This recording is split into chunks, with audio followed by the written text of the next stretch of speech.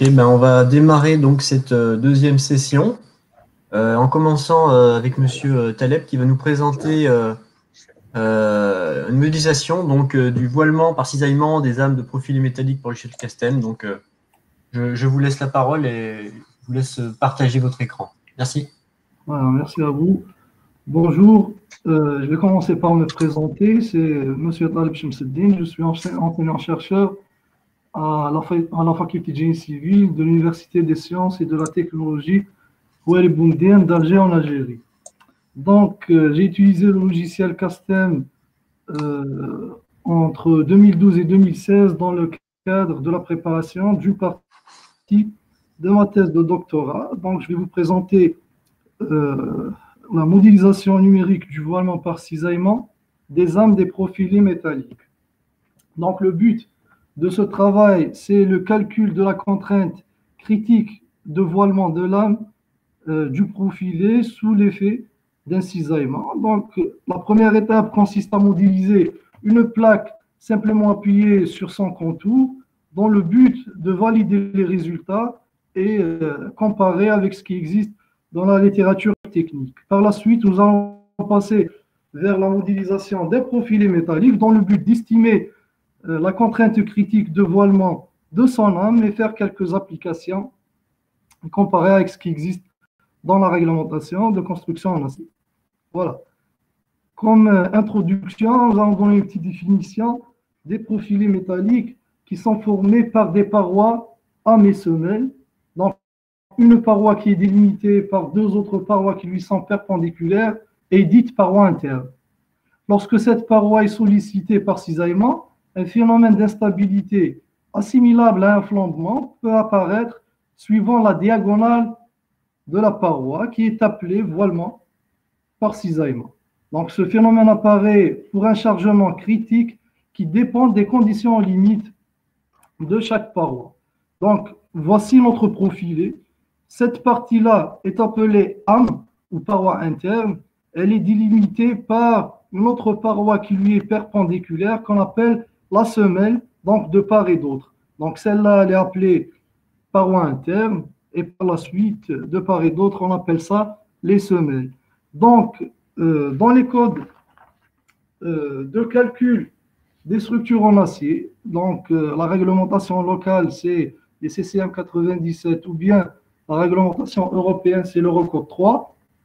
Donc, le voilement par cisaillement de la paroi interne est pris en considération en supposant cette paroi comme simplement appuyée sur les parois en console. Cette hypothèse considère que les semelles d'un profilé forment des appuis efficaces pour la paroi d'âme, indépendamment de leur dimension. Donc, l'idée de notre travail de recherche consiste à discuter cette hypothèse par le biais d'une modélisation numérique développée par Castem, dans le but d'estimer la valeur du coefficient de voilement par cisaillement de la paroi interne, sachant que cette valeur est prise égale à 5,34 pour une paroi non ridie dans la réglementation. Donc, c'est une constante. On va essayer de faire un modèle, modéliser le profilé, appliquer un chargement de cisaillement pour pouvoir estimer cette valeur. Et donc, la première étape consiste à modéliser déjà un cas qui existe dans la littérature technique, qui est le modèle d'une plaque simplement appuyée sur son contour. Donc, la première modélisation numérique simule le voilement d'une plaque simplement appuyée sur quatre côtés, soumise à un chargement de cisaillement sur son contour. Donc, la plaque est appelée âme, elle est de longueur A, de largeur B et d'épaisseur T. Elle est formée par quatre droites sur son contour. Donc, voici la droite L1, L2, L3 et L4. Chaque droite est délimitée par deux points, donc P1, P2, P3 et P4.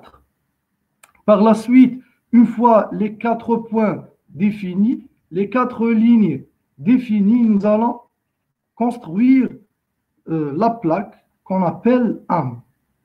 Donc, voici le modèle sous Castem de la plaque rectangulaire.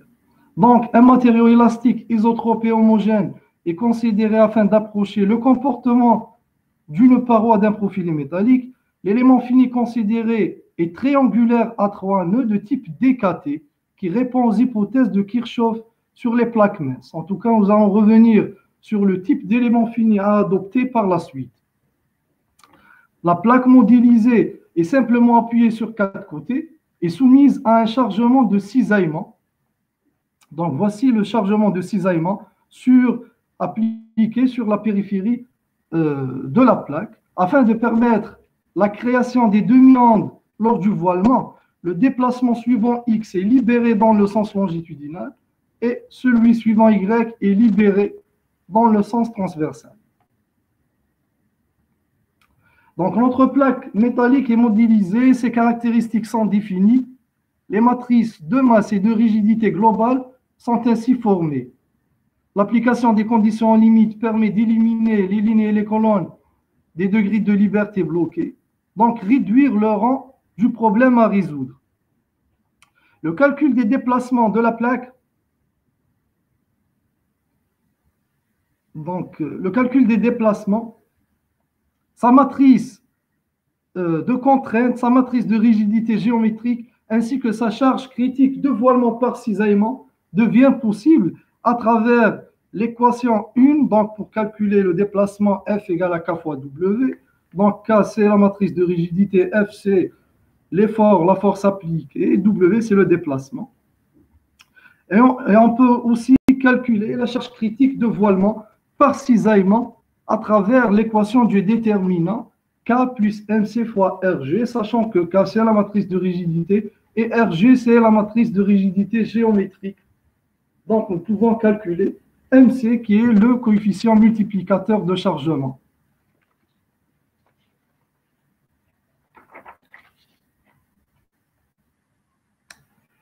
La contrainte critique de voilement est donnée dans la littérature technique par le biais de la formule suivante, sigma critique égale à K tau pi carré E sur 12 M au carré par T sur B, le tout au carré.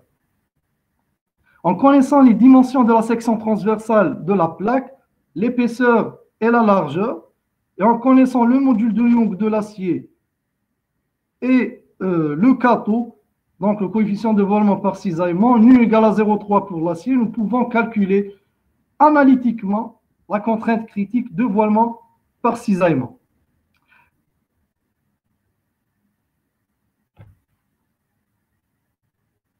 Et donc, nous pouvons comparer la valeur analytique avec la valeur numérique estimée par Castem. Et donc, c'est ce que nous allons faire par la suite. La déformée du voilement par cisaillement est tracée à la fin du programme sous forme de demi-onde.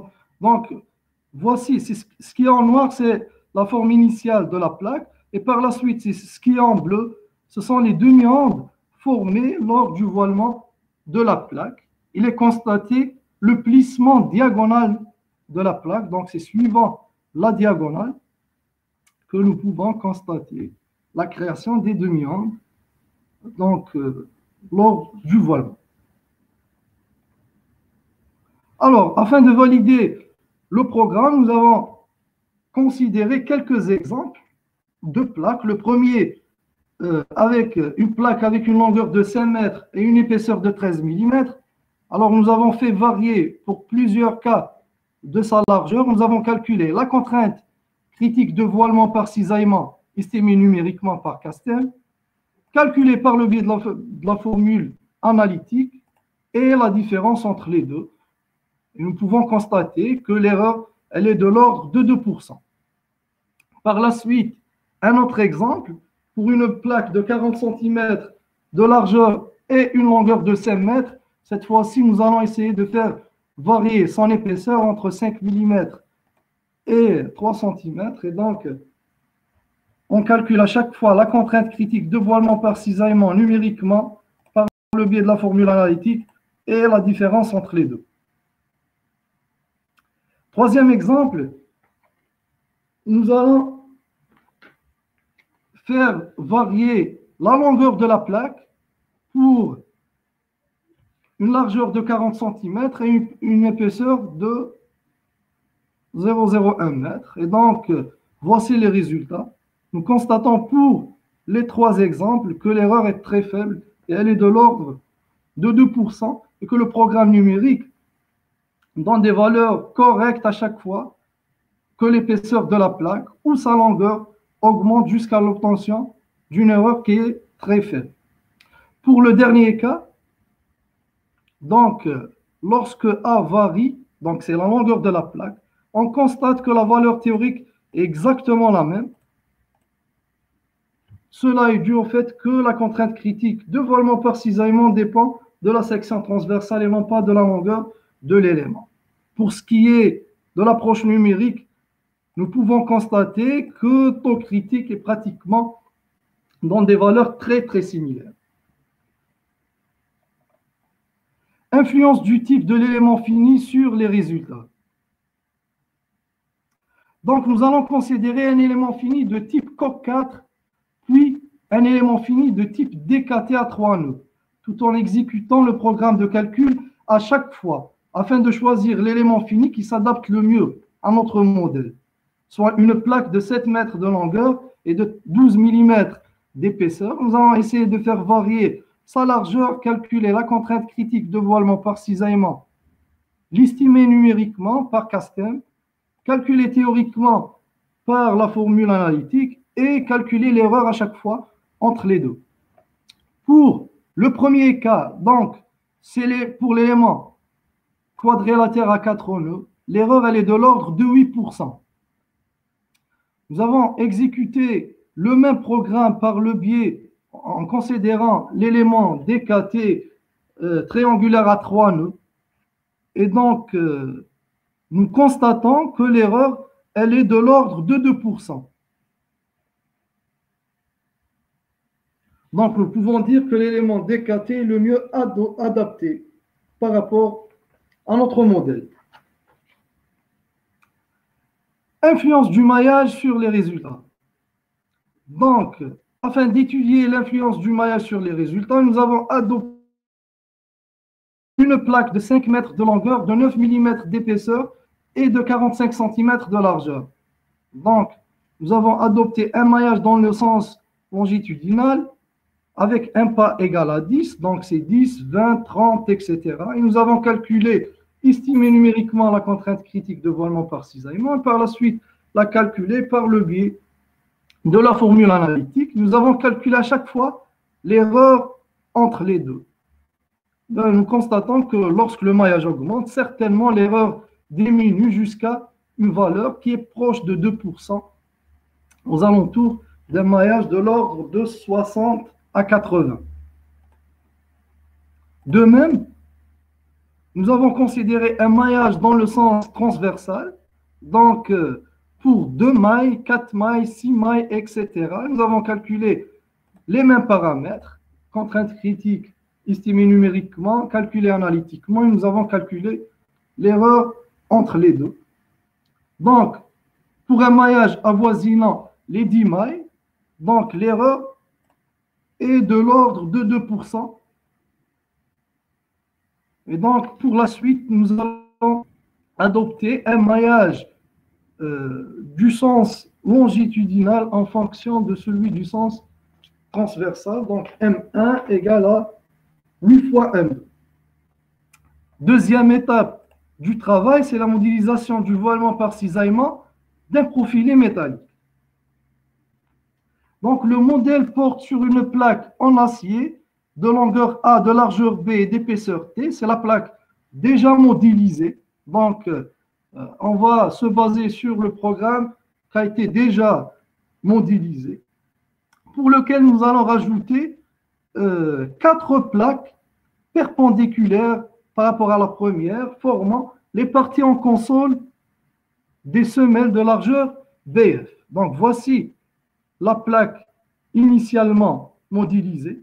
Nous allons rajouter une première plaque, donc c'est celle-là.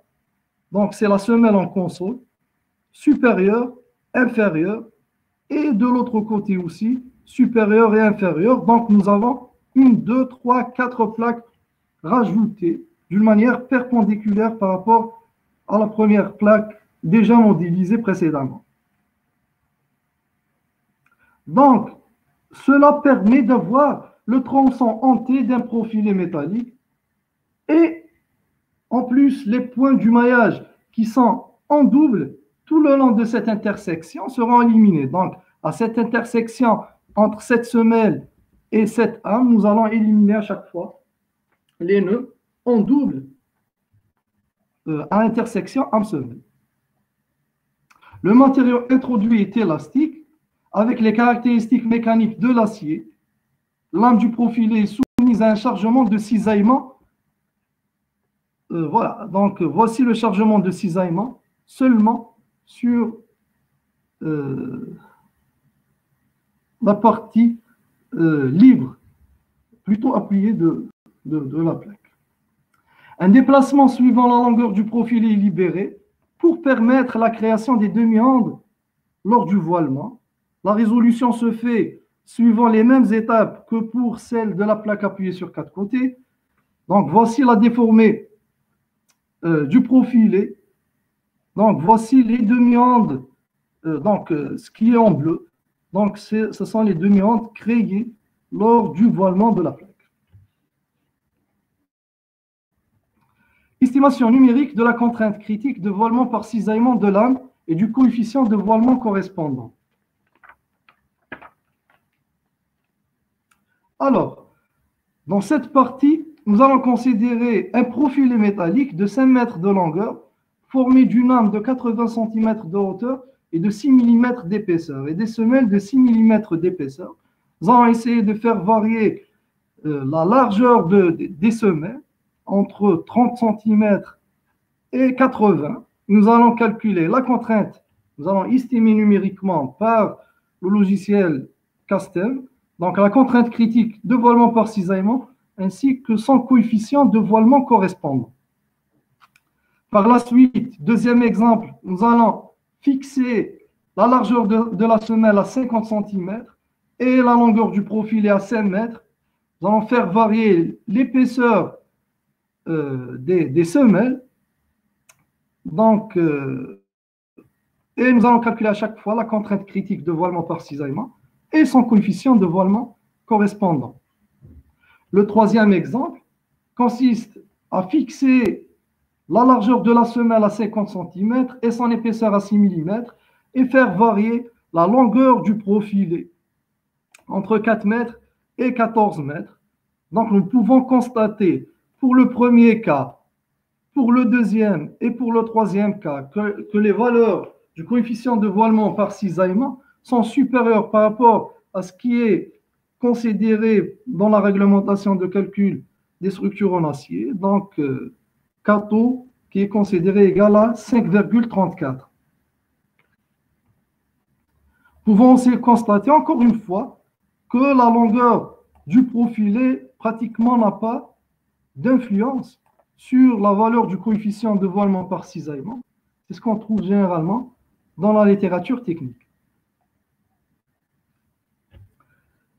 Donc, dernière partie, c'est l'effet du voilement par cisaillement sur les panneaux d'âme. Dans cette partie, nous avons considéré certaines dimensions qu'on trouve dans la pratique de la construction en acier, à savoir des épaisseurs de semelles entre 3 et 40 mm, des largeurs de semelles entre 40 et 400 mm, des épaisseurs d'âme entre 3 et 15 mm, et des largeurs d'âme ou hauteur d'âme entre 100 et 1500 mm.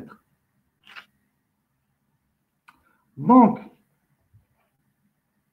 voilà, nous avons exécuté plusieurs fois le programme numérique et nous avons établi ce tableau.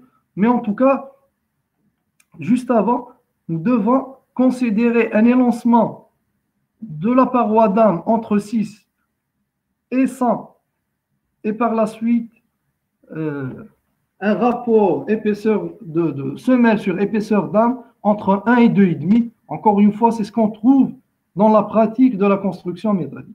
Donc, nous avons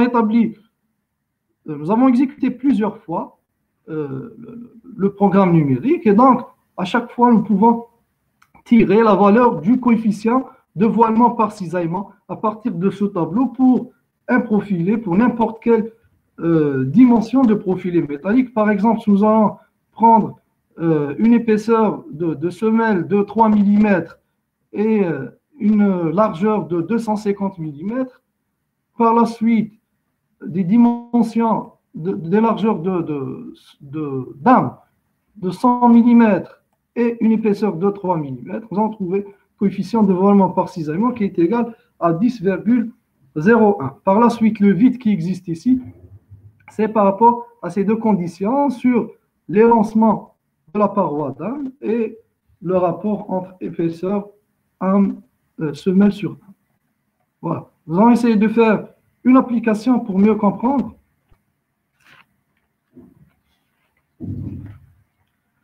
Donc, soit un profilé reconstitué soudé formé de la nuance d'acier S275, ayant une hauteur d'âme de 700 mm et une épaisseur de 9 mm, avec des semelles d'épaisseur de 20 mm et de largeur de 300 mm. Le coefficient de voilement par cisaillement de son âme, estimé numériquement, est de 8,1. Afin de vérifier la résistance de cette âme au voilement par cisaillement, la formule donnée dans la réglementation de construction en acier est appliquée. Donc, c'est B sur T doit être inférieur ou égal à 30 epsilon racine de Cato. En appliquant cette formule sur l'exemple, cela donne B sur T inférieur à 30 epsilon racine de Cato qui est égal à 78,6. Donc, l'âme du PRS est vérifiée au voilement par cisaillement selon notre approche numérique. Par la suite, en considérant l'approche réglementaire, avec une valeur du coefficient de voilement par cisaillement qui est considérée comme étant une constante, Cato égale à 5,34, nous allons appliquer pour le même exemple, et donc nous allons trouver que B sur T est supérieur à 30 epsilon racine de Cato qui est égal à 63,8. Donc l'âme du PRS n'est pas vérifiée vis-à-vis du voilement par cisaillement selon l'approche réglementaire. Ceci est dû au fait de considérer le coefficient de voilement égal à 5,34 alors que la modélisation numérique donne une valeur supérieure qui est due aux conditions limites, c'est-à-dire les dimensions des semelles qui donnent plus de stabilité à l'âme vis-à-vis du voilement par cisaillement. En conclusion, nous pouvons dire que le recours à la modélisation numérique a permis de simuler l'effet de l'instabilité par voilement sur les différentes parois des profilés métalliques et que la confrontation des résultats du modèle numérique avec ceux de la formule analytique a montré des différences minimes entre les deux. Les modélisations numériques confirment les conclusions de la littérature technique, à savoir les parois longues affectées par le voilement se déforment en une seule demi-onde dans le sens transversal et avec plusieurs demi-ondes dans le sens longitudinal. La valeur numérique du coefficient de voilement n'est pas influencée par la longueur de la plaque. Les valeurs du coefficient de voilement des panneaux d'âme estimés numériquement sont supérieures aux valeurs considérées dans la réglementation. Cela est dû à l'effet des dimensions des parois de semelle sur la stabilité de la paroi d'âme vis-à-vis du voilement par cisaillement. Voilà, merci pour votre attention. Eh ben, merci beaucoup pour cet exposé sur le flambement. Je vois que dans le chat, il y a une question déjà de Georges Nas. Georges, est-ce que tu veux la poser à l'oral ou tu veux que je la transmette? Bonjour, merci beaucoup pour cette présentation. Ma question, c'était un peu cet exercice numérique très intéressant. Ça nous donnait quand même une valeur et une confiance comme quoi que la réglementation donne toujours des valeurs, on va dire, dans le sens de la sûreté. Oui, on sentait bien que c'était pénalisant. Oui. Voilà, donc par contre, parfois c'est trop pénalisant. Hein. J'ai vu que parfois on a des coefficients qui dépassent largement le double. Maintenant, je voulais quand même aimer savoir, est-ce qu'il n'y a pas un essai qui fait physique, mais pas numérique, qui peut effectivement donner une idée de les valeurs qu'on observe expérimentalement, qui pourrait corréler un peu ce que vous êtes en train de dire. Voilà, donc c'est une très bonne question. En fait, on avait un problème lors du développement de ce travail, c'était comment peut-on valider les résultats du programme numérique.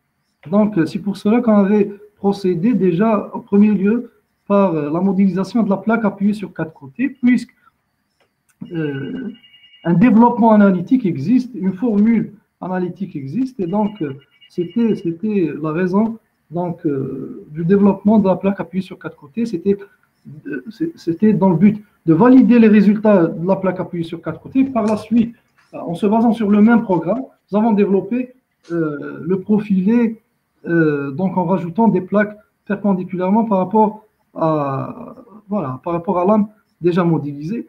Maintenant, on avait procédé de cette manière-là, puisqu'il n'y avait pas la possibilité de faire aussi tout ce qui est aspect expérimental, tout ce qui est expérimentation. Ouais. Pourquoi je vous dis ça? Parce que moi, vous savez, je travaille à la sûreté, en fait, à l'Institut de radioprotection et sûreté nucléaire. La réglementation a toujours été faite pour tenir compte des incertitudes. Quand vous fabriquez votre matériau, quand vous arrivez sur le chantier, il y a toujours entre l'aspect théorique et entre l'aspect, comment dire, pratique sur le terrain. Et c'est pour ça, parfois, les coefficients sont un peu minorés, un peu réduits. Et si on n'a pas un essai physique qui nous dit, attendez, même parfois plusieurs essais, c'est pour ça qu'il y a pas mal de réglementations sont souvent appuyées par ce qu'on appelle les codes modèles, qui sont basés sur des expériences mutualisées, qui permettent de nous dire, attendez, la valeur qui est choisie, c'est celle-là, mais il faut savoir que ça comporte quand même une petite marge. Et cette marge, on peut l'évaluer en fonction de paramètres tels que l'épaisseur et tout ça, mais dans certaines conditions, si le profilé est mal fait, et dans ce cas-là, on est bien content d'avoir ces coefficients-là. Voilà un peu ma remarque sur ce travail-là, mais c'est vrai que c'est très intéressant, assez complet, mais ça reste quand même numérique, et dans lequel, tant qu'on n'a pas un essai physique du terrain, on ne saura pas quand même comment ça situe la réalité. Alors, je vais enchérir sur cette remarque. C'est vrai que dans les problèmes de flambage, souvent, moi, de ce que je crois avoir entendu, c'est que on a une forte sensibilité aux conditions limites. Et dans vos simulations, est-ce que vous avez touché aux conditions limites ou pas du tout? Si. En fait, j'aimerais répondre déjà par rapport à ce qui a été dit. Je vais poser une question pour pouvoir comprendre. Si on a un PRS, un profilé reconstitué soudé avec des semelles de très petites dimensions, est-ce que la paroi d'âme est considérée comme étant une plaque appuyée sur 4 côtés? Est-ce que dans ce cas-là, nous pouvons considérer le coefficient de voilement par cisaillement égal à 5,34? Est-ce qu'on peut toujours considérer la valeur constante? Et est-ce qu'on est dans ce cas-là, lorsqu'on a des semelles avec des dimensions très petites, est-ce qu'on est en sécurité en considérant le coefficient de voilement par cisaillement comme étant égal à 5,34? Les conditions limites, c'est vrai que les conditions limites, c'est un point très important qu'on a développé dans le cadre de la préparation de la thèse. Ça nous a pris beaucoup de temps, en tout cas. Ça ne permet pas de tout présenter. Mais en tout cas, c'est ça la question qui se pose. C'est vrai que parfois on dit qu'on est en sécurité en considérant une valeur pénalisante du coefficient, d'un certain coefficient, Kato par exemple, coefficient de voilement par cisaillement, dans ce cas-là. Mais si on a un profilé reconstitué soudé avec des semelles de petites dimensions, si on veut vérifier le voilement par cisaillement de la paroi d'âme, quel est le coefficient, la valeur du coefficient à prendre en considération? Est-ce qu'il suffit d'avoir des parois de semelles avec, j'allais dire, peu importe les dimensions des parois de semelles, est-ce qu'on peut considérer la paroi d'âme comme étant appuyée sur 4 côtés? Et est-ce que dans ce cas-là, on peut prendre en considération le Kato comme étant égal à 5,34? Donc, certainement, les conditions limites jouent un rôle très important. Je ne pense pas qu'on peut toujours considérer ce coefficient. En tout cas, le travail vise juste de discuter ce qui existe dans la réglementation. Ce n'est pas... voilà, c'est juste pour discuter ce qui existe. D'accord, merci. Je crois que ça répond en partie à la question de Clément Bertinier qui a demandé si vous vouliez enrichir la réglementation. Voilà. Donc vous portez juste un regard critique, on va dire, dessus. Et sinon, j'ai une autre remarque dans le chat. Il y a une personne qui souhaiterait voir les références. Si vous pouviez défiler vers le bas le document un petit peu. Oui, voilà, ça marche. En fait, le premier règlement, c'est la réglementation locale, donc qui est appliquée en Algérie. Ce sont les règles de Ouais. conception et de calcul des structures ainsi. Et par la suite, l'Eurocode 3. D'accord. Et par la suite, essentiellement, théorie de la stabilité élastique de Timoshenko avec théorie des plaques immenses de Timoshenko, les conditions. En fait, le travail a porté sur une partie analytique qui est basée sur les travaux de Timoshenko et par la suite étayé par un modèle numérique basé sur Castem. Voilà. D'accord. Voilà. Eh ben, merci beaucoup pour votre présentation. Je pense qu'on va passer à la suivante pour tenir le timing, hein. Encore merci.